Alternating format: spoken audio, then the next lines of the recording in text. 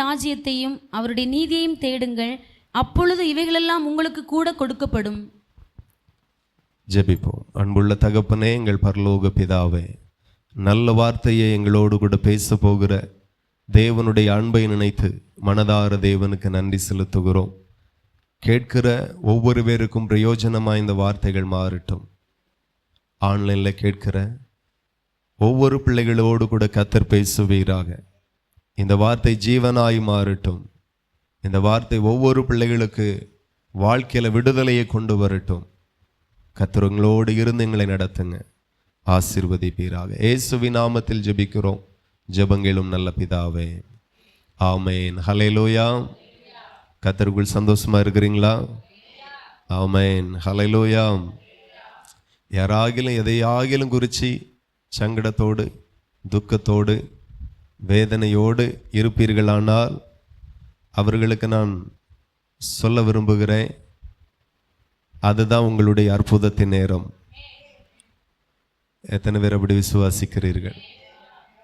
எப்பெல்லாம் நம்ம நெருக்கத்தை சந்திக்கிறோமோ அந்த இடம்தான் நம்ம அற்புதத்தை காண்கிற இடமா இருக்கும். நம்முடைய சபையில் சதீஷ்குமார் சகோதரர் போன வாரம் கஷ்டத்தோடும் வருத்தத்தோடு வந்து சொன்னாங்க, செஞ்சிட்டு இருந்த வேலை போயிட்டு அப்படின்னாங்க. நான் சொன்னேன், கர்த்தர் அற்புதம் செய்ய போகிறார். ஹல்லேலூயா. ஆமாம், ஏதோ ஒன்று போகும்னா ஏதோ ஒன்று வரும். அவங்களுக்கு அது ஒரு பெரிய வேதனை தான், கஷ்டம்தான், துக்கம்தான். உங்கள் வாழ்க்கையிலையும் அப்படி ஏதோ ஒரு துக்கம், ஏதோ ஒரு வருத்தமான ஒரு சூழ்நிலை நீங்கள் பார்க்கும்போது கேள்விப்படும்போது, ஐயையோ நேற்றைக்கு தானே ஜெபம் பண்ணினேன், நல்லா நேற்றைக்கு தானே சபைக்கு போனேன், நேற்றைக்கு தானே காணிக்கையும் வச்சேன், இன்னைக்கு இப்படி இருக்குதே அப்படின்னு நினைக்காமல் எந்த நெருக்கத்தை நீங்கள் கேள்விப்படுகிறீங்களோ இந்த நெருக்கத்தில் கர்த்தர் எனக்கு ஒரு பெரிய அற்புதத்தை செய்ய போகிறார் என்று நீங்கள் விசுவாசிச்சிட்டீங்கன்னா, மெய்யாகவே சொல்லுகிறேன், அது உங்களுக்கு அற்புதமாக இருக்கும். விசுவாசம். அப்போ நான் அப்படி சொல்லிட்டேன், வேலை போயிட்டு அப்படின்னு வருத்தமாக இருக்கும்போது கர்த்தர் பெரிய காரியத்தை செய்ய போகிறார், சந்தோஷமாக இருங்க அப்படின்னு. அவங்க எப்படி சந்தோஷமாக அதை விசுவாசமாக எடுத்தாங்களோ தெரியலை. அவங்களும் விசுவாசமாக போனாங்க. அடுத்த 1-2 நாள் பக்கத்து தோட்டத்திலிருந்து வந்தவங்க எங்கள் தோட்டத்துக்கு வேலைக்கு வாங்க அப்படின்னு கூப்பிட்டு, வழக்கமாக என்ன சொல்லணும், அந்த தோட்டத்தில் எவ்வளோ சம்பளம் வாங்கினீங்க? அப்போ 14,000 ரூபா. சரி, நாங்களும் அதே தாரோம் அப்படின்னு சொல்லணும். இல்லைன்னா நீங்கள் ஜாயின் பண்ணுங்க, ஒரு 2 மாதம் செய்யுங்க, வேலையை பார்த்துட்டு நாங்களும் அதே சம்பளத்தை தாரோன்னு சொல்லணும். அவங்க சொன்னாங்க, எங்கள் தோட்டத்துக்கு வாங்க, நாங்கள் உங்களுக்கு 16,000 ரூபா சம்பளம் தாரோம் அப்படின்னாங்க. ஹல்லேலூயா. ஒரு வேலை செஞ்சிட்டு இருந்த வேலை போகலைன்னா 2,000 ரூபாய்க்கு கூடுதல் சம்பளத்துக்கு வேலை கிடைச்சிருக்காது. ஸோ நம்ம வாழ்க்கையில் என்னெல்லாம் வருதோ அத்தனையும் சாபமாய் இருந்தால் கூட ஆசீர்வாதமாய் மாற்ற கர்த்தர் ஜீவன் உள்ளவராக, உண்மை உள்ளவராக அவர் இருக்கிறார். ஹல்லேலூயா. அவர் ஜீவன் உள்ளவராகவும் உண்மை உள்ளவராகவும் மாறணும் அப்படின்னா அது உங்கள் கையில் தான் இருக்கிறது. ஹல்லேலூயா. தேவனுக்கு மகிமை உண்டாகட்டும். இன்னும் கொஞ்சம் கூட சில வார்த்தைகளை நாம் பார்க்க போகிறோம். இந்த இடத்துல ஆண்டவருடைய வார்த்தை சொல்லுகிறது, முதலாவது தேவனுடைய ராஜ்யத்தையும் அவருடைய நீதியையும் தேடுங்கள், அப்பொழுது இவைகளெல்லாம் உங்களுக்கு கூட கொடுக்கப்படும் என்று ஆண்டவர் வேதத்தில் எழுதியிருக்கிறார்.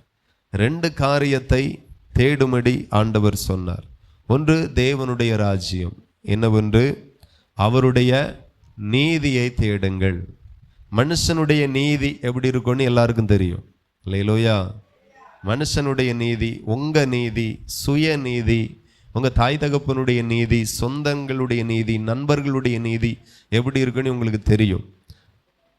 அதோடு நிற்காமல் நாம் ஆராதிக்கிற கர்த்தருடைய நீதி எப்படி இருக்கும் என்கிறதை நாம் அறிந்து கொண்டால் நாம் நித்தமும் ஆசீர்வாதமாக இருப்போம்.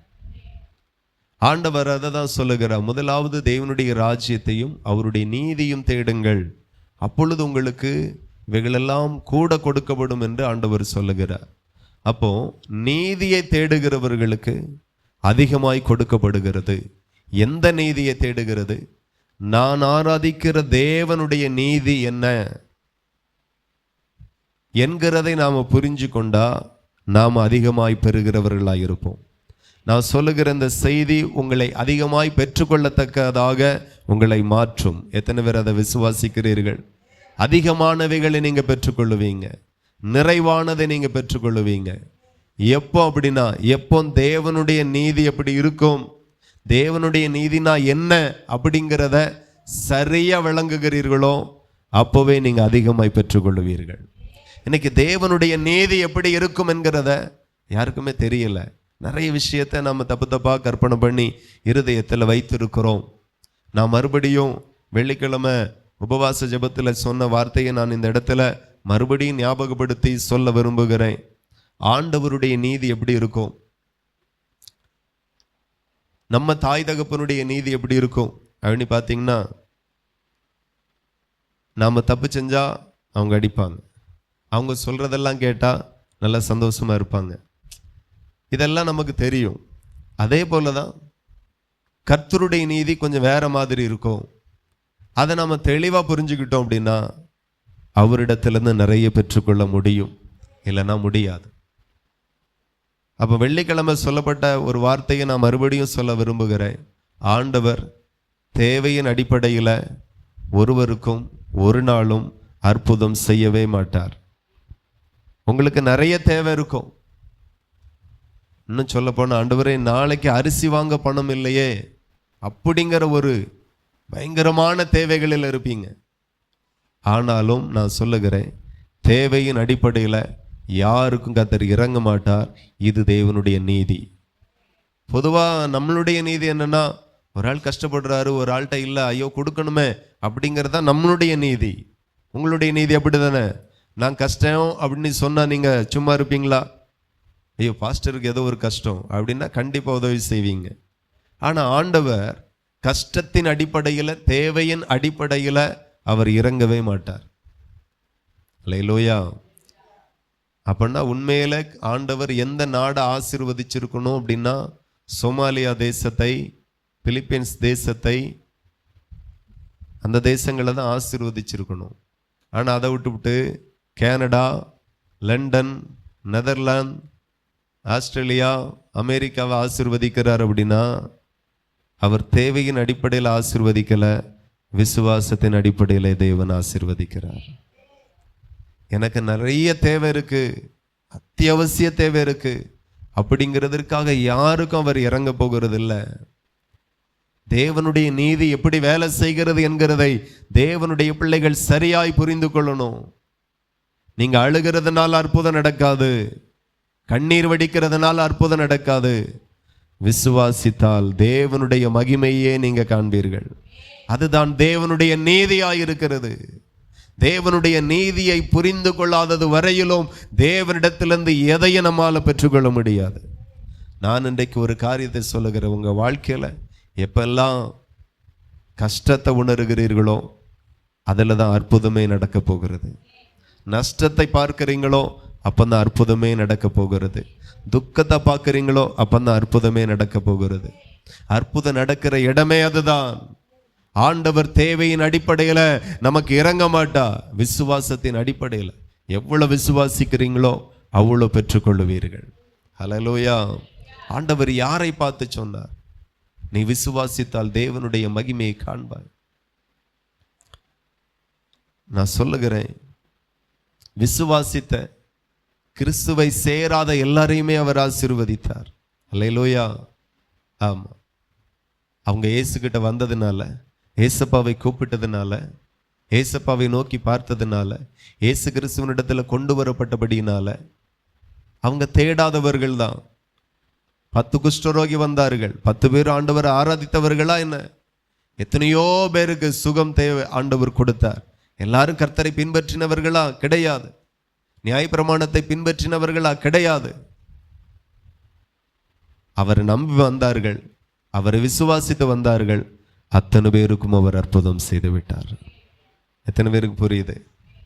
கொஞ்சம் குழப்பமா இருந்த மாதிரி இருக்கும், ஆனா கர்த்தர் சொல்லுகிறது கரெக்டு தான்.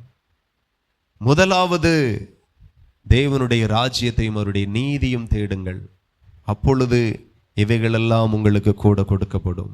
அல்லேலூயா. வாசிங்க யாக்கோபு 2ஆம் அதிகாரம். யாக்கோபு 2ஆம் அதிகாரம் 23வது வசனம். பக்கம் சொல்லுகிற 314, வேதத்தின் கடைசி பக்கம் 314. யாக்கோபு 2:23.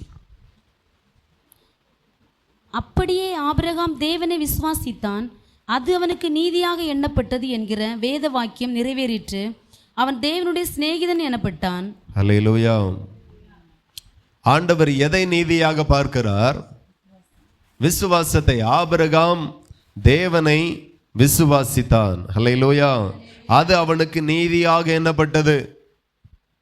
நம்முடைய நீதி வேற, ஆண்டவருடைய நீதி வேற. ஆண்டவர் எதை நீதியாய் பார்க்கிறார்? ஆபிரகாம் கர்த்தரை விசுவாசித்தானா, அது அவர் நீதியாக எண்ணினார். அப்போ விசுவாசத்தை ஆண்டவர் நீதியாக பார்க்கிறார். ஆண்டவர் இந்த பூமியில வாழ்ந்த நாட்கள் எல்லாம் திரளான அற்புதங்களை செய்திருக்கிறார்.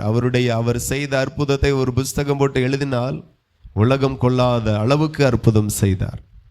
அப்போ எவ்வளோ அற்புதம் தினந்தோறும் நடந்திருக்கும் என்று சொல்லி பாருங்க.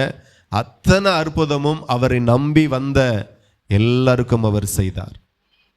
இல்லை, இவன் என்னை பின்பற்றுறான், ரொம்ப நாளாக ஜெபிக்கிறான், ரொம்ப நாளாக ஆராதிக்கிறான், ரொம்ப நாளாக என்ன பாடுறான், என்னை துதிக்கிறான், அந்த அடிப்படையில் அல்ல. விசுவாசித்து வந்த அத்தனை பேருக்கும் அவர் உண்மை உள்ளவராயிருந்தார். ஹல்லேலூயா. விசுவாசத்தை அவர் நீதியாக பார்க்கிறார்.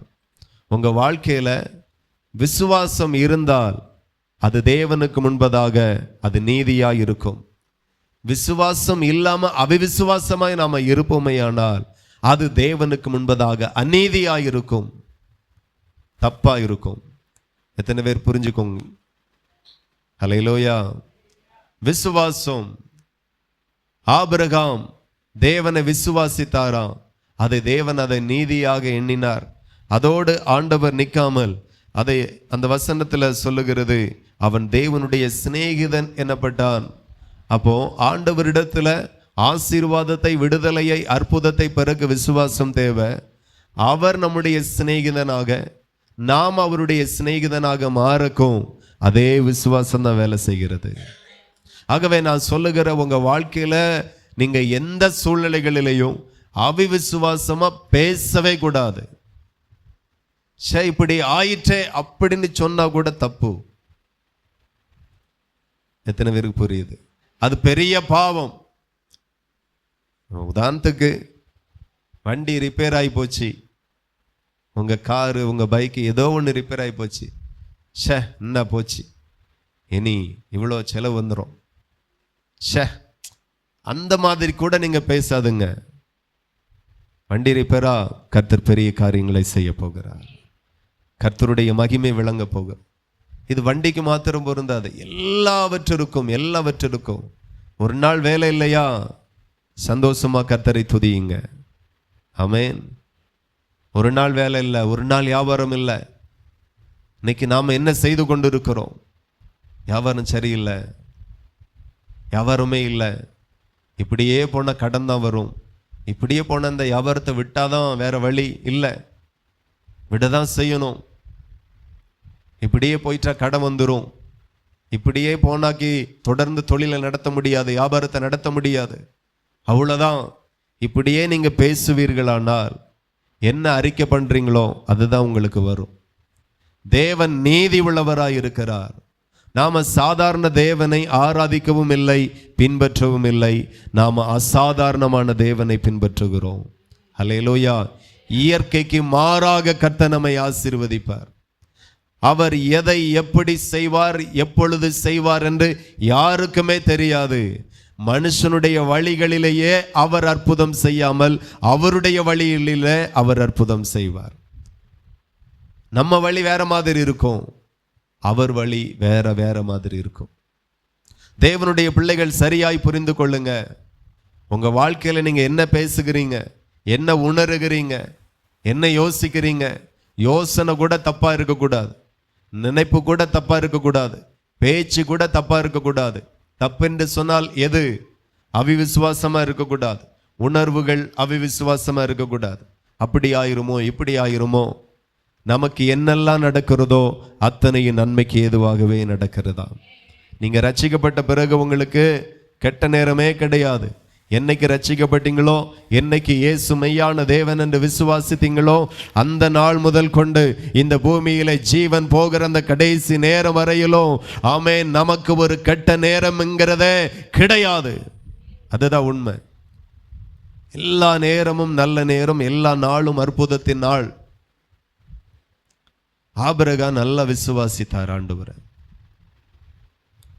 ஆண்டவர் சொல்லக்கூடிய காரியத்தை அவருடைய வயசுக்கு ஏற்ற மாதிரி அவர் யோசித்திருந்தால் ஆண்டவர் சொன்ன காரியம் வாய்ப்பே கிடையாது. உனக்கு சந்ததியை தருவேன், குழந்தை பாக்கியத்தை தருவேன், உன் சந்ததி இவண்ணமாய் இருக்கும், வானத்தின் நட்சத்திரங்களை போல இருக்கும், இப்படி எல்லாம் சொல்லும் போது ஆபிரகாமனுடைய சரீரம் செத்து போயிற்று, மனைவினுடைய கர்ப்பம் செத்து போயிற்று, குழந்தையை பெற்றெடுக்கக்கூடிய எந்த பலனும் சரீரத்தில் இல்லாம போயிற்று.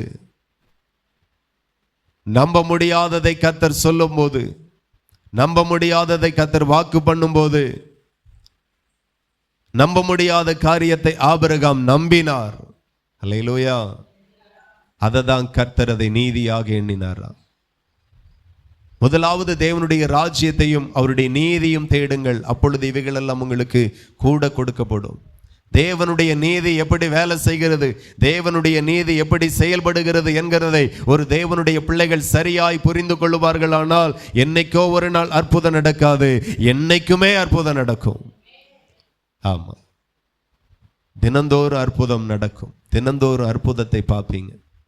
இன்னைக்கு நீங்க நல்லா ஜெபிக்கிறீங்க, அதிகாரத்தை கையில் எடுக்கல, இன்னும் நல்லா ஜெபிக்கிறீங்க, விசுவாசத்துல பேச ஆரம்பிக்கல. என் மகளுக்கு கொடுக்கப்பட்ட தரிசனத்தை சபையில சொன்னாங்க, கேட்டீங்க. மரத்துக்காக வந்து கூடி ஜபிக்கல, மரத்தை பார்த்து பேசினேன், மரம் துளிர்த்தது, பூத்தது, காய்த்தது. அல்லேலூயா. பேசணும்.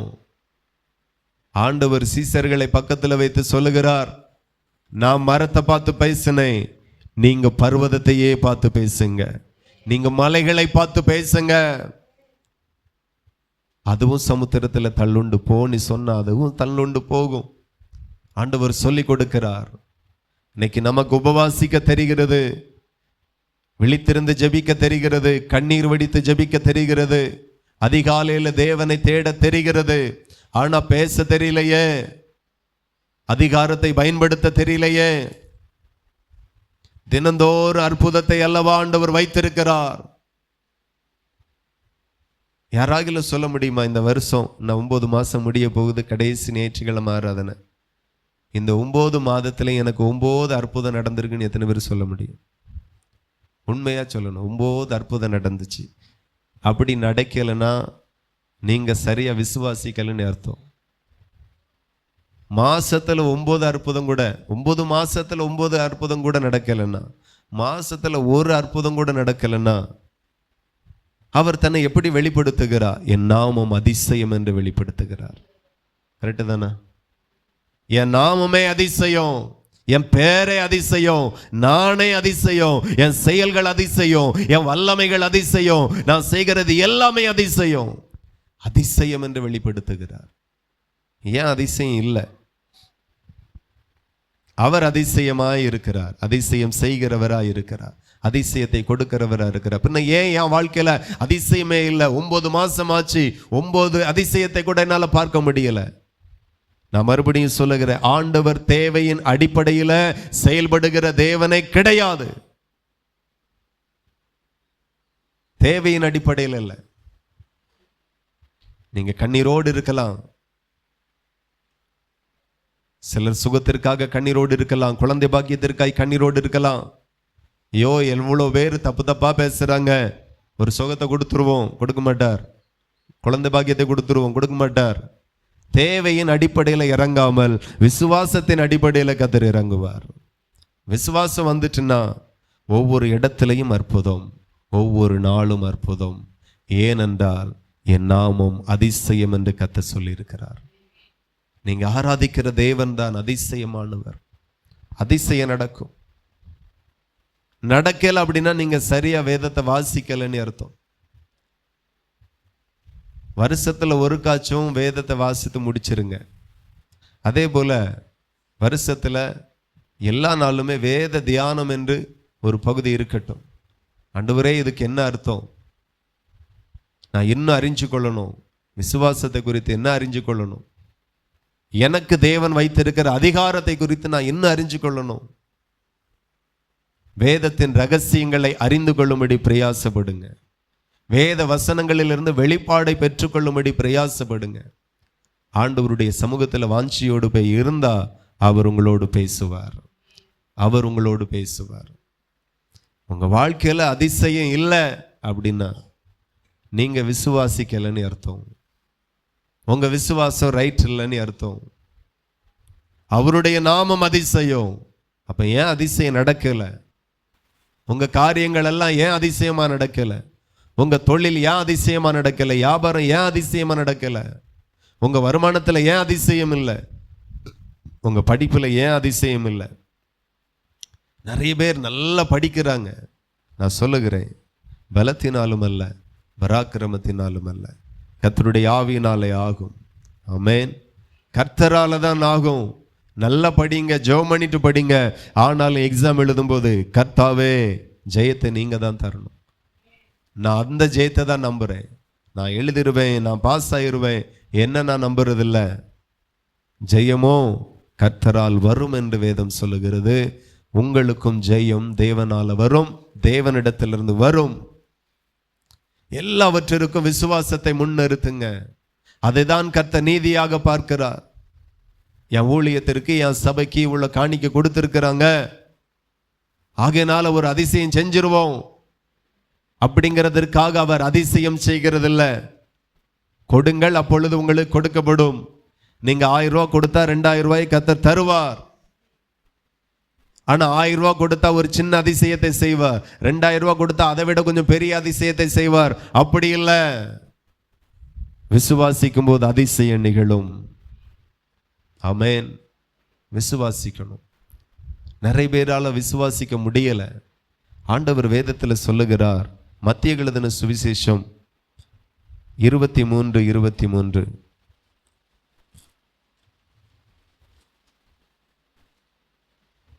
மத்திய எழுதின சுவிசேஷம் 23ஆம் அதிகாரம் 23வது வசனத்தை மாயக்காரராகி வேத பாரகரே, பரிசேயரே, உங்களுக்கு ஐயோ!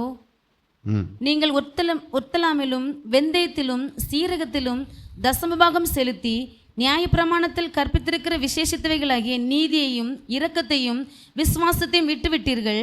இவைகளையும் செய்ய வேண்டும், அவைகளை விடாதிருக்க வேண்டும். அல்லேலூயா. கவனிங்க, வேதத்தின் கடைசி பகுதியில் 36வது பக்கம் 36, அதுல 23வது வசனத்தை தான் நம்ம வாசித்தோம். இப்போ ஆண்டவர் கற்றுக் கொடுக்கிறார். என்ன கற்றுக் கொடுக்கிறார்? வேதத்தில் சொல்லப்பட்ட எல்லாவற்றிலையும் நீங்க தசம்பாகம் செலுத்துகிறீர்கள். ஆனா நியாயப்பிரமாணத்தில் கற்பித்திருக்கிற விசேஷித்த வகைகளாகிய நீதியையும் இரக்கத்தையும் விசுவாசத்தையும் விட்டுவிட்டீர்களே. அல்லேலூயா. எத்தனை பேருக்கு புரியுது?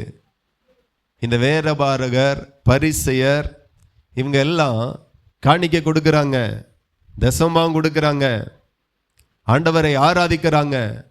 ஆனா நியாயப்பிரமாணத்தில் சொல்லப்பட்ட விசேஷித்தவைகளாகிய விசுவாசத்தை இவர்கள் விட்டு விட்டார்கள். அப்போ ஆண்டவர் சொல்லுகிறார், விசேஷித்தவைன்னா எது அப்படின்னா விசுவாசமே விசேஷித்தவைகள். எத்தனை பேருக்கு புரியுது?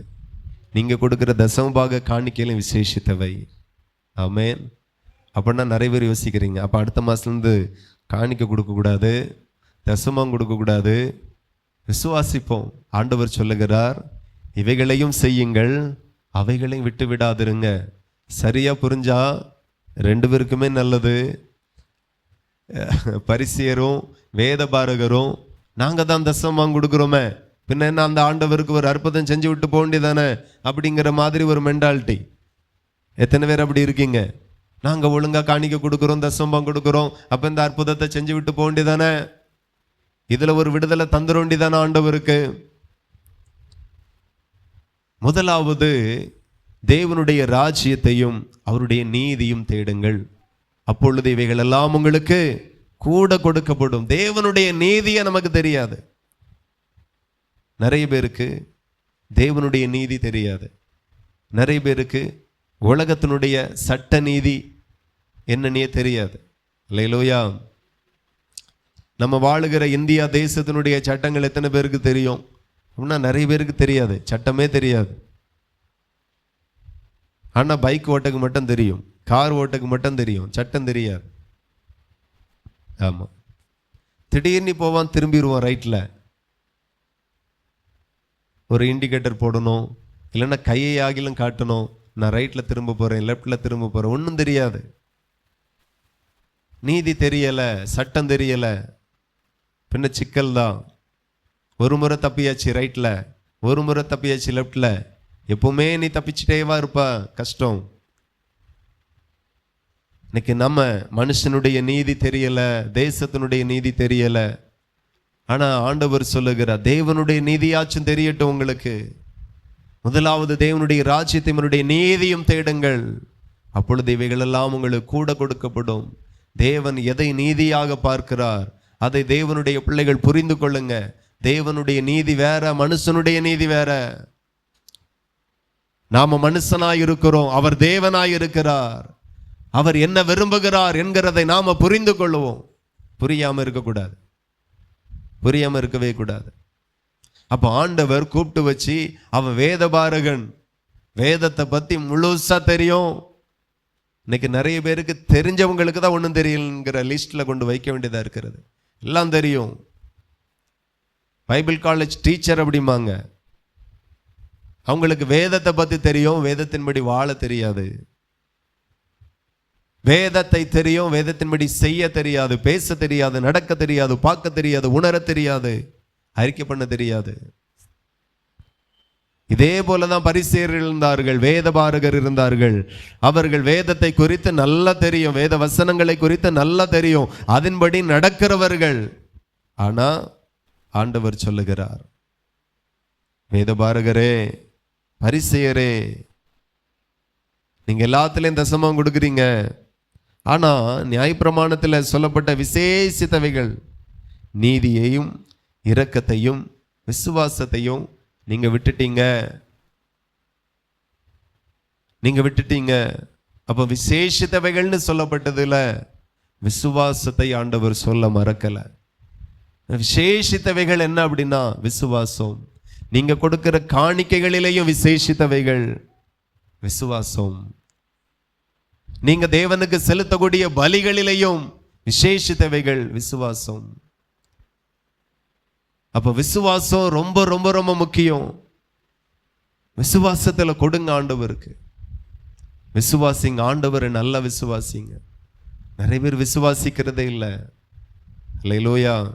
விசுவாசத்தை குறித்து ஆண்டவர் சொல்லியிருக்கிறார், விசேஷித்தவைகள், இது ரொம்ப விசேஷமானவைகள். ஆகவே விசேஷமானவைகள் எவைகள் என்று சொல்லி நீங்க பார்க்கணும். விசுவாசம் ரொம்ப விசேஷமானவைகள். விசுவாசம் ரொம்ப விசேஷமானவைகள். தேவனை விசுவாசிங்க, கர்த்தரை ரொம்ப விசுவாசிங்க. அப்ப ஆண்டவர் வேதபாரகர், பரிசேயர் இவர்களுக்கு கற்றுக் கொடுக்கிறார். நியாயப்பிரமாணத்திலே எது விசேஷித்தவைகள் என்றால் விசுவாசம் ரொம்ப விசேஷித்தவைகள். அவங்க நியாயப்பிரமாணத்தை திரும்ப திரும்ப திரும்ப திரும்ப வாசிக்கிறாங்க, திரும்ப திரும்ப படிக்கிறாங்க. இதுதான் சரி, இதுதான் கரெக்ட் அப்படின்னு நினைக்கிறாங்க. ஆனா ஒன்றை விட்டுட்டாங்க, விசுவாசங்கிறதே கிடையாது, நம்பிக்கை என்கிறதே கிடையாது, இல்லாம போயிற்று. இன்னைக்கும் உள்ள தலைமுறைகளில நாமளும் அப்படித்தான் இருக்கிறோம். கடைசி நாட்களில் விசுவாசத்தை காண்பாரோ? இன்னைக்கு சபைகளில் விசுவாசம் இல்லை, ஊழியக்காரர்களுக்குள்ள விசுவாசம் இல்லை. எல்லாரும் இங்க பாருங்க, மேல பாருங்க, வெளியே பார்க்காதுங்க. கர்த்தர் நல்லவர், ஒரு மனம் நமக்குள்ளாய் இருப்பதாக. தேவன் மகா பெரியவராயிருக்கிறார். பிரயோஜனமானவைகளை ஆண்டவர் உங்களோடு கூட பேசி கொண்டிருக்கிறார். ஹல்லேலூயா. நான் சொல்லுகிற இன்றைக்கு கேட்கிற ஒவ்வொரு வார்த்தையும் உங்களுக்கு ஜீவப்பமாக இருக்கும். நம்புறீங்களா? இன்றைக்கு நீங்கள் கேட்கிற ஒவ்வொரு வார்த்தையும் உங்களுக்கு ஜீவனாக இருக்கும், பலனாக இருக்கும். ஆண்டவருடைய விருப்பம் எல்லாம், வாஞ்சையெல்லாம் என்ன தெரியுமா? ஒவ்வொரு நாளும் நீங்கள் அற்புதத்தை அனுபவிக்கணும். மாசத்துல ஒரு அற்புதம் கூட எனக்கு நடக்கல அப்படின்னு இருந்தவர்கள் இந்த செய்திக்கு பிறகு தினந்தோறும் அற்புதத்தை பார்ப்பீங்க. கரங்களை தட்டி தேவனை மகிமைப்படுத்துங்க. என் தேவன் திரளான அற்புதத்தை செய்ய அவர் வல்லவராயிருக்கிறார். இஸ்ரவேல் ஜனங்களை வனாந்தரத்தில் நடத்தி கொண்டு போகும்போது ஒவ்வொரு நாளும் அற்புதத்தை அனுபவித்தார்கள். தினந்தோறும் மன்னாவை காலையில போய் பொறுக்கிட்டு வரணும். குடும்பத்திற்கு எவ்வளவு தேவையோ அவளும் காலையிலே மண்ணா பரத்திலிருந்து இறங்கும். தினந்தோறும் வனாந்தரத்தில் ஒன்றுமே இல்லை, அவருடைய ஜனங்களுக்கு மன்னாவை கர்த்தர் வரிசிக்க பண்ணுவார். தினந்தோறும் அற்புதமாய் சாப்பிட்டார்கள். தினந்தோறும் அற்புதமாய் அவைகள் எடுத்துக்கொண்டு வீட்டுக்கு வந்தார்கள். மனைவி சாப்பிட்டார்கள், கணவன் சாப்பிட்டார்கள், பிள்ளைகள் சாப்பிட்டார்கள். தினந்தோறும் அற்புதமாய் போஷிக்கப்பட்டார்கள். தினந்தோறும் அற்புதமாய் உடுத்துவிக்கப்பட்டார்கள். 40 வருஷம் வனாந்தரத்தில் நடந்தார்கள். பாதரட்சை எல்லாம் பழமையாய் போகல. 40 வருஷம் செருப்பு அப்படியே இருந்திருக்கிறது. ஹல்லேலூயா. நான் சொல்லுகிறேன், விசுவாசம். ஒவ்வொரு நாளும் தேவன் அற்புதத்தை செய்தார். எத்தனை பேரால விசுவாசிக்க முடிகிறது? இந்த செய்திக்கு பிறகு நான் தினந்தோறும் தேவனிடத்தில் அற்புதத்தை எதிர்பார்ப்பேன். தினந்தோறும் அற்புதம். நான் சொல்லுகிறேன், தினந்தோறும் உங்களுக்கு அற்புதம் நடக்கும். தினந்தோறும் நீங்க அற்புதத்தை காண்பீர்கள். ஏனென்றால் நீங்களும் நானும் ஆராதிக்கிற தெய்வம் அவர் சொல்லுகிற என் நாமம் அதிசயம் என்று சொல்லி இருக்கிறார். அவருடைய நாமம் அதிசயமாய் இருக்கிறது. ஆபிரகாம் ஆண்டவரை ரொம்ப புரிஞ்சுக்கிட்டார். இன்னைக்கு நிறைய பேர் தேவனுடைய வசனங்களை புரிஞ்சிக்க முடியல, அவங்களால சத்தியத்தை புரிஞ்சிக்க முடியல. நான் நிறைய சபைகளில் போய் பேசும்போது பிரயோஜனமானதை சொல்லும் போதும் நிறைய பேர் தூங்கிட்டு இருப்பாங்க. நிறைய பேர் காதலையே வாங்காத மாதிரி எதையோ செஞ்சிட்டு இருப்பாங்க. நான் சொல்லுகிறேன், இன்றைக்கு நீங்க அப்படி இருந்தால் உங்களுடைய அற்புதத்திற்கு நீங்களே தடையாய் மாறுவீர்கள். ஆபிரகாம் கர்த்தருடைய வார்த்தைகளை சரியாய் புரிந்து கொண்டான். ஆகையினால அவன் தேவனுக்கே சிநேகிதனாய் மாறினான். கரெக்டா புரிஞ்சுக்கிட்டீங்கன்னா தேவன் யாரோ ஒருவராய் போல நம்முடைய வாழ்க்கையில் இருக்க மாட்டார், உங்களுக்கு நண்பனாக இருப்பார். கரங்களை தட்டி அப்பாவை மகிமைப்படுத்துங்க. சிநேகிதனை போல இருப்பார். யாரோ ஒருவராக அல்ல, ஏதோ ஒருவராக அல்ல, உங்களுக்கு சிநேகிதராக இருப்பார்.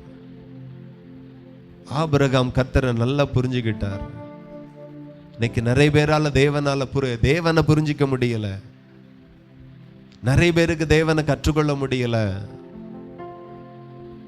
இன்றைக்கு தேவன் உங்களோடு கூட பேசி கொண்டிருக்கிறார். செய்தி பகுதியை மிஸ் பண்ணிட்டீங்கன்னா நிறைய ஆசீர்வாதங்களை நீங்க மிஸ் பண்ணிடுவீங்க. நிறைய சபைகள்ல தூங்கிட்டு இருப்பாங்க. நீங்க அப்படி இருக்காதுங்க. கேட்கக்கு சுவாரஸ்யமா இல்லாவிட்டாலும் கேட்கிற ஒவ்வொரு வார்த்தையிலையும் ஜீவன் இருக்கிறது என்று நான் நம்புகிறேன். உங்களுக்கான அதிசயம் இருக்கிறது. சுவாரஸ்யமா கேட்கணும் அப்படின்னா அதுக்குன்னு பேச்சாளர்கள் இருக்கிறாங்க.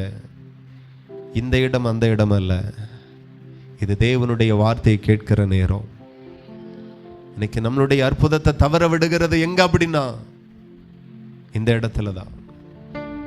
நம்மளால சரியா கேட்க முடியல, ரொம்ப நேரம் கேட்க முடியல, பேருக்கு தூங்கிட்டு போறோம்.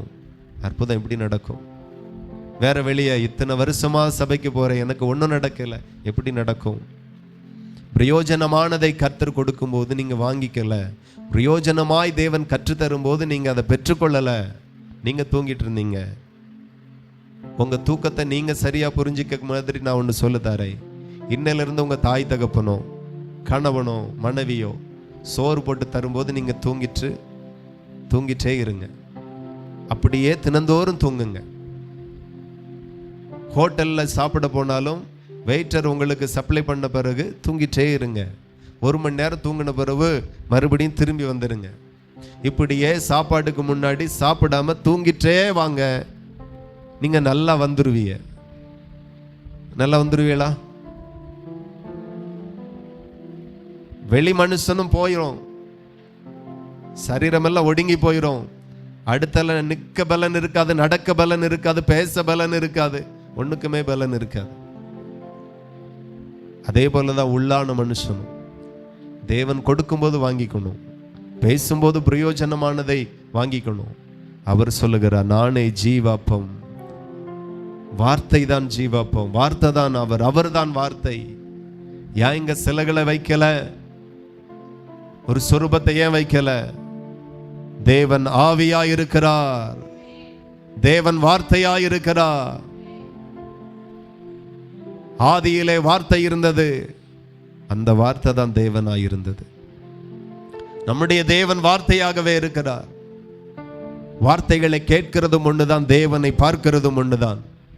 ஆகையினால வார்த்தையில ரொம்ப விழித்திருங்க. வார்த்தையாக கர்த்தர் உங்களை வந்து சந்திக்கிறார். மோசே மாத்திரம் சீனாய் மலையில் ஆண்டவர் பேசும்போது தூங்கிட்டு இருந்திருப்பான்னா, அவர் ரிட்டன் கீழே இறங்கி வந்திருக்க மாட்டான். அன்னைக்கு தேவன் பயங்கர கோபக்காரர், அடிச்சிருப்பாரு. 40 நாள் விழிச்சிருந்து கர்த்தருடைய வார்த்தைகளையே கேட்டுக்கொண்டிருந்தான். ஒன்று மாறாமல் மலையின் அடிவாரத்தில் 40 நாளுக்கு பிறகு வந்து ஆண்டவர் சொன்னபடியே ஆசரிப்பு கூடாரத்தை அமைக்கிறார். அல்லேலூயா. கேட்கிறது ரொம்ப விசேஷம். கேட்கிறதற்கு ஜாக்கிரதையா இருங்க. நிறைய பேரால கேட்க முடியல, வசனத்தை கேட்க முடியலன்னா நீங்க ஏதோ ஒரு போராட்டத்திற்குள்ளா இருக்கிறீங்க. அதுல இருந்து விடுதலையே வராது. சத்தியத்தையும் அறியீர்கள், சத்தியம் உங்களை விடுதலையாக்கும். அல்லேலூயா. ஆமா, பாஸ்டர் கூப்பிடுவோம், அவர் வந்து தலையில கை வச்ச உடனே விடுதலை வந்துரும். அப்படி நீயே எத்தனை நாளைக்கு பாஸ்டர் வருவாரு, எத்தனை நாளைக்கு தலையை பிடிச்சு உலுக்குவார்? ரொம்ப நாளைக்கு போவாது. சத்தியத்தை அறியுங்கள், சத்தியமே உங்களை விடுதலையாக்கும். சத்தியம் ரொம்ப முக்கியம். சத்தியத்திற்கு முன்பதாக விழித்திருங்க, செவியை திறந்து வைங்க. பிரயோஜனமானதை கர்த்தர் பேசுகிறார். ஆபிரகாம் தேவனை அழகா புரிஞ்சு கொண்டார்.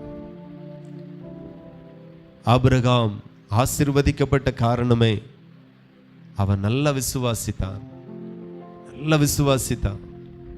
அவிசுவாசமாகவே இருக்கல. ஒரு தேவனுடைய பிள்ளைகளுக்கு பயம், சோர்வு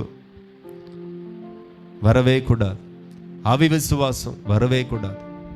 துக்கம் வரவே கூடாது. துக்கத்திலையும் சிரிக்கிறவர்களாய், சந்தோஷப்படுகிறவர்களாய், களி கூறுகிறவர்களாய் நீங்க இருக்க வேண்டும் என்று கர்த்தர் எதிர்பார்க்கிறார். அவர்கள்தான் விசுவாசிகள்.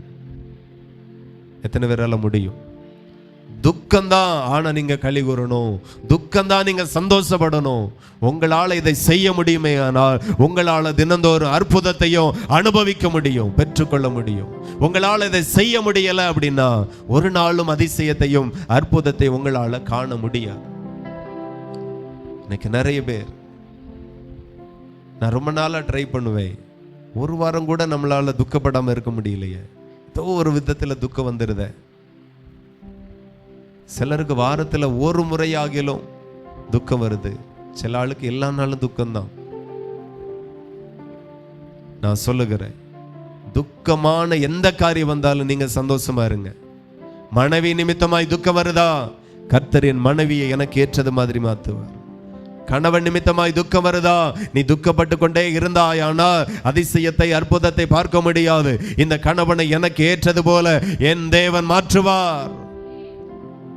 அதுல எலியா ஒரு பெரிய தேவனுடைய தீர்க்கதரிசி. வானத்தில் இருந்து அவனுடைய ஜெபத்திற்கு முன்பதாக அக்கினியே இறங்கி வந்தது. அவன் சொல்லும்போது வானம் அடைக்கப்பட்டது, அவன் சொல்லும்போது வானம் திறக்கப்பட்டது, மழை வந்தது. பெரிய ஒரு தேவனுடைய மனுஷன், அசாதாரணமான காரியத்தை செய்தவன். ஆனா அவனுடைய வாழ்க்கையில துக்கம், பயம், கலக்கம், சோர்வு வந்தது. சுரச்செடியின் கீழே போய் படுத்தான். அவன் வாழ்க்கையும் முடிஞ்சு போச்சு, அவன் ஊழியம் முடிஞ்சு போச்சு, அவன் ஓட்டம் முடிஞ்சு போச்சு. எத்தனை பேருக்கு புரியுது? எலியாவுக்கே அதே தான் கதி. எலியா தீர்க்கதரிசிக்கே அதுதான் கதி. நாம எம்மாத்திரம் பச்சை மரத்திற்கே அந்த பாடுனா பட்ட மரத்திற்கு என்ன பாடா இருக்கும்? ஒரு அவிவிசுவாசம் வரும்போது, பயம் வரும்போது அற்புதம் துளியும் நடக்காது. அப்ப இவ்வளவு நாள் சின்ன சின்னதா நடந்துச்சே. ஆமா, ஆண்டவரும் அவனுக்கு அதை செய்தார். ஆகாரத்தை கொடுத்தார், தட்டி எழுப்பினார், புசினார். அவன் சாப்பிட்டா, மறுபடியும் ஓடுனா, மறுபடியும் படுத்துக்கிட்டான். உங்களை விசுவாசத்துல கர்த்தர் ஓட வைக்க பிரயாசப்பட்டார். நீங்க அப்பப்போ ஓடுறீங்க, வேற படுத்துருதீங்க, விழுந்துருதீங்க, மறுபடியும் ஓடுறீங்க, படுத்துருதீங்க. எத்தனை நாளைக்கு கர்த்தர் எழுப்புவார்? எத்தனை நாளைக்கு ஓட வைப்பார்? எத்தனை நாளைக்கு நிக்க வைப்பார்? அதல்ல தேவனுடைய திட்டமும் சித்தமும். நல்ல விசுவாசமாயிருங்க, விசுவாசத்தில் நில்லுங்க. ஏன் உங்களால முடியல? உங்க வாழ்க்கையில என்ன ஒரு தோல்வியான செய்தி காதுல வந்தாலும் அடுத்த கணமே சொல்லுங்க, என் இயேசு கிறிஸ்து உலகத்தையே ஜெயித்தவர்.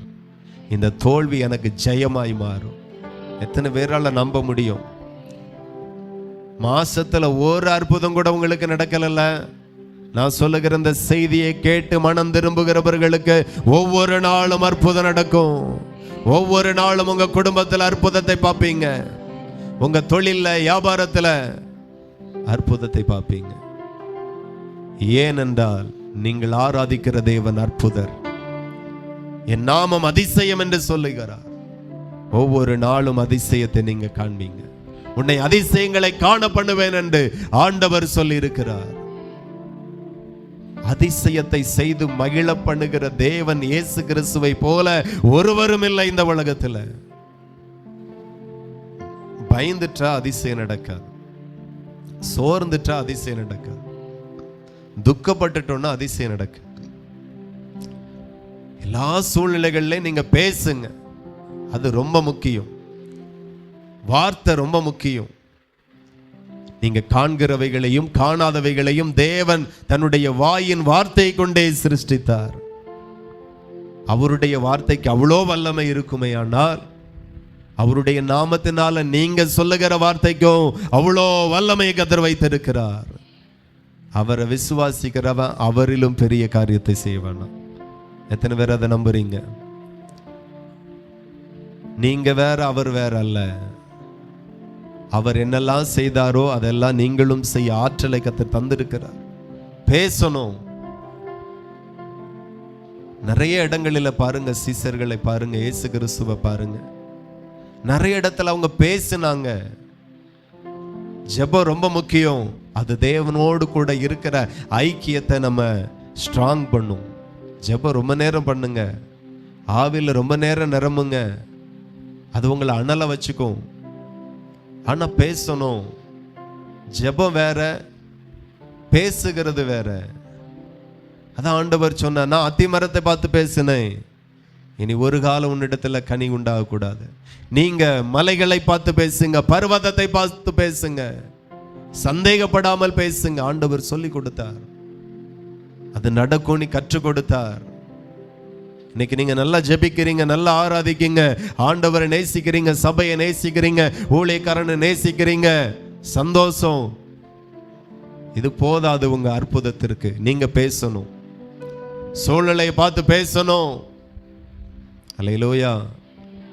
ஆமா, நீங்க பார்த்தீங்கன்னா பேதுரு யோவானும் தேவாலயத்துக்கு போகும்போது அலங்கார வாசலில் சப்பானியாய் முடவனாய் பிறந்த ஒருவனை கொண்டு வாசல் அருகிலே வைப்பாங்க.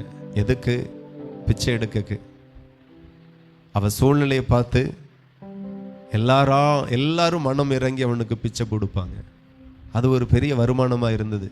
அதை தவிர அவனால் ஒன்றும் செய்ய முடியாது. காலு 2 முடம், நடக்க முடியாது, எழும்ப முடியாது. யாராயிலும் 2 பேர் தூக்கி கொண்டு வைக்கணும், தூக்கிட்டு போகணும். அதான் அவனுடைய வாழ்க்கை. எவ்வளோ பெரிய பிரச்சனை பாருங்க, பேதுரு அந்த வழியா போகும்போது அவனிடத்திலேயும் கையேந்துகிறான். அவன் சொன்ன ஒரே ஒரு வார்த்தை, வெள்ளியும் பொண்ணும் என்னிடத்துல இல்லை, என்னிடத்துல உள்ளதை உனக்கு தருகிறேன், எழும்பி நட என்று சொன்னான். ஹல்லேலூயா. இயேசு கிறிஸ்துவின் நாமத்தினால எழும்பி நட. அவ்வளவுதான். உங்க சூழ்நிலைகள் எல்லாம் பார்த்து சொல்லுங்க, இயேசு கிறிஸ்துவின் நாமத்தினால அற்புதமாய் மாற போகிறது. நம்ம எல்லாரும் இரத்தத்தினால கழுவப்பட்டவர்கள், இயேசுவின் இரத்தத்தினால அவருடைய ஆவியின் அபிஷேகத்தை பெற்றவர்கள். நாம மாசந்தோறும் ஆண்டவருடைய சரீரத்திலே இரத்தத்திலையும் பங்கெடுக்கிறவர்கள். நாம அவர் சொல்லும் போது ஆனது, பேதுரு சொல்லும் போது ஆனது, நீங்க சொல்லும் போதும் ஆகும். எத்தனை பேர் நம்புறீங்க? அதுக்கு பேர் தான் விசுவாசம். தேவனுடைய நீதியை புரிந்து கொள்ளுங்க. எல்லாத்துக்கும் ஜெபம், இடைவிடாமல் ஜெபம் பண்ணுங்க, ஜெபத்திலே விழித்திருங்க. நல்லது. சூழ்நிலைகளில் பேசுங்க, அதிகாரத்தை செயல்படுத்துங்க. சூழ்நிலைகளிலையும் ஜெபம் பண்ணிட்டே இருக்கக்கூடாது. பின்ன ஆண்டவர் எந்திரிச்சு ஜெபம் பண்ணிட்டே இருந்திருப்பாருன்னா கடல்ல போன படகு முங்கி இருக்கும். ஆமாவா இல்லையா? அது ஆல்ரெடியே முங்கிட்டு தான் இருந்துச்சு. பாதி படகு நிரம்பிற்று தண்ணீர்னால. அதனாலதான் சீசர்கள் ஓடி ஆண்டவரை தட்டி எழுப்புகிறாங்க, ஐயரே மடிந்து போகிறோம், உமக்கு கவலை இல்லையா? அப்படியாப்பா, இரு நான் ஜெபம் பண்ணிட்டு வாரேன்னா என்ன ஆயிருக்கும்? படகு முங்கி 1/2 மணி நேரம் ஆயிருக்கும். நீங்க 1/2 மணி நேரம் ஜெபம் பண்ணுவீங்களோ? அப்போ போராட்டம் வந்தா எவ்வளவு நேரம் ஜெபம் பண்ணும்? 1 மணி நேரமா, 2 மணி நேரமா? சரி 2 மணி நேரம் வச்சிருவோம். 2 மணி நேரத்துல படகு கடலின் ஆழத்தின் அடிவாரத்திலே போய் சேர்ந்திருக்கும். ஏசு அதை பண்ணல. நான் சொல்லுகிறேன், தினமும் ஜெபம் பண்ணுங்க. நல்லா இருக்கும்போது நல்லா ஜெபம் பண்ணுங்க. பிரச்சனையில பேசுங்க. ஹல்லேலூயா. பேசணும், அதிகாரத்தோடு பேசணும், திமிரா பேசணும். அதுதான் நீங்க செய்யணும். ஆண்டவர் மோசைக்கு அதை கற்றுக் கொடுத்தார். கன்மலையோடு பேசு, அது தன்னிடத்தில் உள்ள தண்ணீரை உனக்கு கொடுக்கும். மோசே நீ பேசு, ஜனங்கள் பார்க்கத்தக்கதாய் நீ பேசு அப்படின்னார். அவன் பேசினான். உன் வார்த்தைக்கு எவ்வளோ அதிகாரம் வல்லமை இருக்கு என்கிறது உங்களுக்கு தெரியல. இது தேவனுடைய நீதி, நீ பேசணும். ஹல்லேலூயா. முதலமைச்சர் பேசுவார், பிரதமர் பேசுவார், நீதிபதி பேசுவார், அதிகாரத்தில் இருக்கிற அத்தனை பேரும் பேசுவார்கள், செயல்பட மாட்டார்கள். ஹல்லேலூயா. செயல்படக்கு வேற டிபார்ட்மெண்ட் இருக்கு. அதிகாரிகள் எப்போதுமே வார்த்தை கொண்டுதான் பேசுவார். ஒரு முறை நரேந்திர மோடி அவர்கள் சொன்னார்கள், அந்த 1000 ரூபா நோட்டு 500 ரூபா நோட்டெல்லாம் செல்லாது அப்படின்னுட்டு பேசினாரா? இல்லை உங்க வீட்டுக்கு வந்து சொன்னாரா? வந்து வாங்கிட்டு போனாரோ?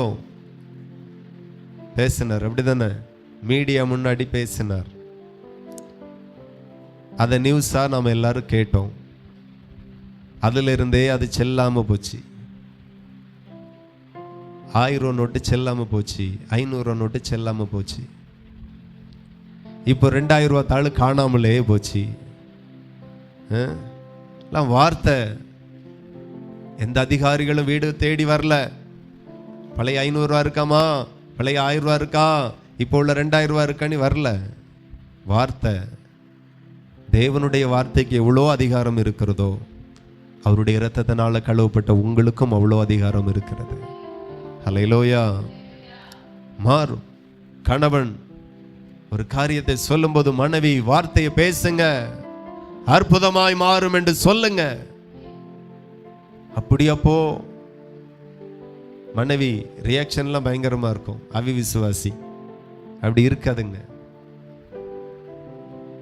மாசத்துல ஒரு அற்புதம் கூட நடக்கலைன்னா நம்ம எந்த தேவனை ஆராதிக்கிறோம்? இஸ்ரவேலின் ஜெயபலமானவரை ஆராதிக்கிறோம். அவருடைய வல்லமை எவ்வளோ மகிமையானது தெரியுமா? எவ்வளோ வல்லமையானது நம்மளால புரிஞ்சிக்க முடியல. விழித்துக் கொள்ளுங்கள், புரிந்து கொள்ளுங்கள். மனுஷனுடைய நீதி வேற, தேவனுடைய நீதி வேற. நியாயப்பிரமாணத்திலே சொல்லப்பட்ட விசேஷித்தவைகள் என்றால் அது விசுவாசம். அது விசுவாசம். காணிக்கை காட்டிலும் விசேஷம் விசுவாசம். தசமபாகத்தை காட்டிலும் விசேஷித்தவைகள் விசுவாசம். விசுவாசம்.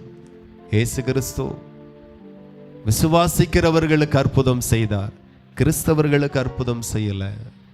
அன்னைக்கு பேர் கிறிஸ்தவர்கள் இருந்தார்கள், பரிசேயர்கள் இருந்தார்கள், வேதபாரகர்கள் இருந்தார்கள். வேதத்தை பத்தி எல்லாம் தெரியும். கரெக்டா வாரத்துக்கு 2 நாள் உபவாசிச்சிருவாங்க. வாரத்துல எல்லாம் கரெக்டா ஆராதனைக்கு போயிடுவாங்க. அவங்களுக்கெல்லாம் அற்புதம் நடக்கல. விசுவாசத்தோடு வந்தாயா, விசுவாசத்தோடு கூப்பிட்டான். அவன் யாருன்னே தெரியாது. அல்லேலூயா. குருட யாருன்னே தெரியாது ஆண்டவருக்கு. அவன் விசுவாசமா என்ன நோக்கி கூப்பிட்டான். கிறிஸ்தவர்களுக்கு அற்புதம் செய்கிற தேவன் அல்ல இயேசு, அவரை விசுவாசிக்கிறவர்களுக்கு அற்புதம் செய்கிறவர் இயேசு. எந்த மதமா இருந்துட்டு போட்டோம், எந்த தேசத்தாரா இருந்துட்டு போட்டோம், எந்த பாஷைக்காரர்களா இருந்துட்டு போட்டோம், நம்பிட்டான்ல அற்புதத்தை செஞ்சிரு. விசுவாசிச்சுட்டாங்கல்ல, அதிசயம் நடக்கட்டும். ஏன் உன் வாழ்க்கை அப்படி இருக்கு?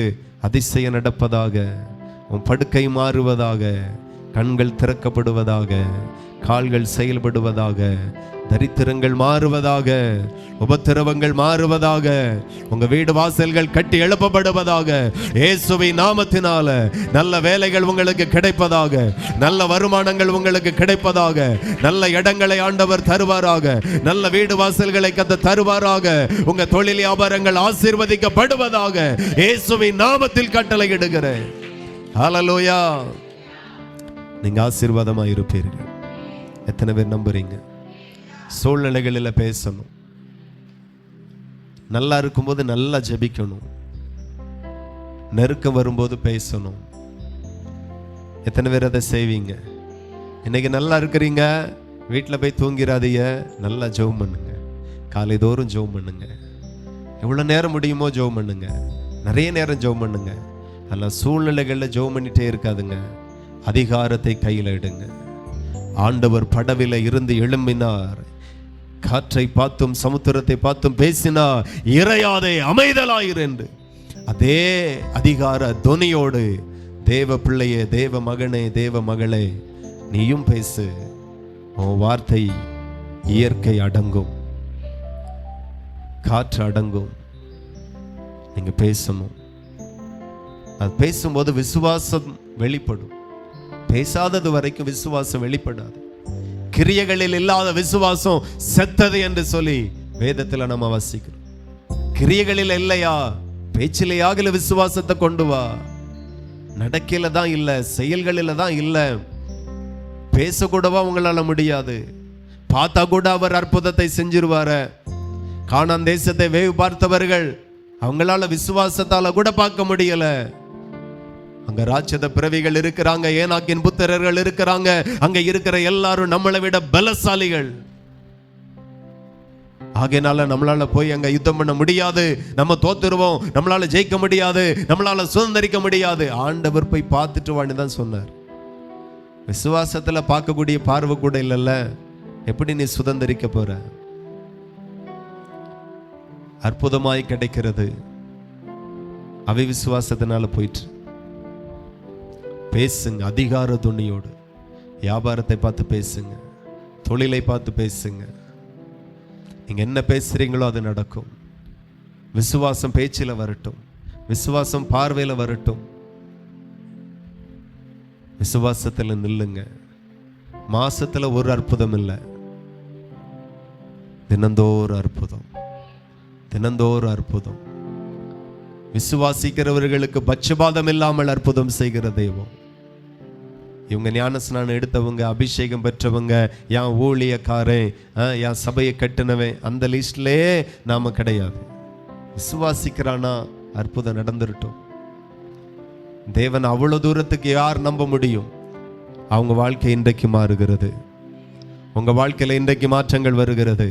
அப்படியே தேவ சமூகத்தில் எல்லாரும் உள்ளங்கள் படியிட்டு க்ளோரி. முதலாவது தேவனுடைய ராஜ்யத்தையும் அவருடைய நீதியும் தேடுங்கள், அப்பொழுது இவைகள் எல்லாம் உங்களுக்கு கூட கொடுக்கப்படும். அவருடைய நீதி எப்படிப்பட்டது என்று சொல்லி கற்றுக்கொள்ளுங்க, புரிந்து கொள்ளுங்க. விசுவாசிக்காட்டா அவர் எதுவும் செய்ய மாட்டார். விசுவாசிச்சிட்டா எதையும் செய்வார். யாருக்காகவும் செய்வார், யாருக்காகவும் செய்வார். நீங்க விசுவாசிங்க சகோதரியை, நீங்க விசுவாசிங்க சகோதரனே, நீ விசுவாசி. பொருத்தனையில் அற்புதம் நடக்காது, விசுவாசத்துல தான் அற்புதம் நடக்கும். ஆண்டவரே எனக்கு விசுவாசத்தை தாருங்கன்னு கேளுங்க. தேவ பிள்ளைகள் ஜெபம் பண்ணுங்க, எனக்கு நல்ல விசுவாசத்தை தாருங்க. நீங்க உங்களை நான் எப்படி விசுவாசிக்கணும் எனக்கு தெரியலன்னு கற்றுத்தாருங்க. கேளுங்க எல்லாரும் வாய்களை திறந்து. என் வாழ்க்கை மாறட்டும், இன்றைக்கு நான் உங்களை நல்லா விசுவாசிக்கணும் அப்பா. விசுவாசத்துல எவ்வளவு பெரிய அற்புதம் நடந்திருக்கிறது. என் சூழ்நிலைகள்ல நான் அதிகாரத்தை பயன்படுத்தி நான் பேசணும். எனக்கு கிருபை கொடுங்க, கிருபை கொடுங்க. விசுவாசிக்கிறவன் பதறான் என்று ஆண்டவர் சொல்லுகிறார். விசுவாசிக்கிறவனுக்கு எல்லாம் கூடும் என்று கர்த்தர் சொல்லி இருக்கிறார். ஆமென், ஹalleluya. நீங்க விசுவாசிச்சியா நீங்க வெட்கப்பட்டே போக மாட்டீங்க. உங்க தொழில் வியாபாரத்துல வெட்கப்பட்டு போக மாட்டீங்க. உங்க குடும்பத்துல நீங்க வெட்கப்பட்டு போக மாட்டீங்க. ஹalleluya. ரிபா ஷாகாடா. கேளுங்க, ஆண்டவரிடத்துல கேளுங்க. ஆண்டவரே எனக்கு நல்ல விசுவாசத்தை தாரு. நான் சுகமாகும்படி எனக்கு விசுவாசம், நான் ஆசீர்வதிக்கப்படும்படி எனக்கு விசுவாசம், நான் அற்புதத்தை காணும்படி, அற்புதத்தை பெற்றுக்கொள்ளும்படி எனக்கு விசுவாசத்தை கொடுங்கன்னு கேளுங்க. நல்ல கரங்களை தட்டி தேவனை துதிங்க. ஹalleluya. விசுவாசங்கள் பெருகட்டும், விசுவாசங்கள் வரட்டும். எனக்கு விசுவாசத்தை கொடுங்க. ரபா ஷாகாடா. அவிசுவாசங்கள் எல்லாம் நீங்கட்டும் அப்பா. கர்த்தர் நல்லவர். அன்புள்ள தகப்பனே, பரலோக பிதாவே, மிகுந்த ஆசீர்வாதமான இந்த காலை ஆராதனைக்காக நன்றி. நீங்க பேசின ஒவ்வொரு வார்த்தையும் ஜீவப்பமாய் இருக்கிறதற்காய் நன்றி. ஜீவனாய் ஜனங்களுக்கு மாறுகிறதற்காய் நன்றி. இந்த வார்த்தை மூலமாய் ஜனங்களுக்குள்ளாய் அற்புதங்கள் நடக்கட்டும். இந்த வார்த்தை மூலமாய் ஜனங்களுக்குள்ள அதிசயங்கள் நடக்கட்டும். தினந்தோறும் சபையில பெரிய பெரிய காரியத்தை ஆமே சாட்சியாய் ஜனங்கள் சொல்லுவார்களாக. தினந்தோறும் இவர்களுடைய வாழ்க்கையில் அற்புதம் நடப்பதாக ஆசீர்வதிக்கிறேன். வழி நடத்தும் இயேசுவின் நாமத்தில் ஜெபிக்கிறோம். ஜெபங்களும் நல்ல பிதாவே, ஆமென். என் ஆத்துமாவே கர்த்தரை ஸ்தோத்திரி, என் முழு உள்ளமே பரிசுத்த நாமத்தை ஸ்தோத்திரி. என் ஆத்துமாவே கர்த்தரை ஸ்தோத்திரி, கர்த்தர் செய்த சகல உபகாரங்களை மறவாதே. ஆமென். கர்த்தராகிய இயேசு கிறிஸ்துவினுடைய கிருபையும் பிதாவாகிய தேவனுடைய அன்பும் பரிசுத்த ஆவியின் ஐக்கிய சிநேகாவலும் என்றும் என்றும் சதா காலமும் நாம் அனைவரோடும் என்னென்னும் இருப்பதாக. ஆமென். ஹல்லேலூயா. கர்த்தர் தாமே உங்களை ஆசீர்வதிப்பார்.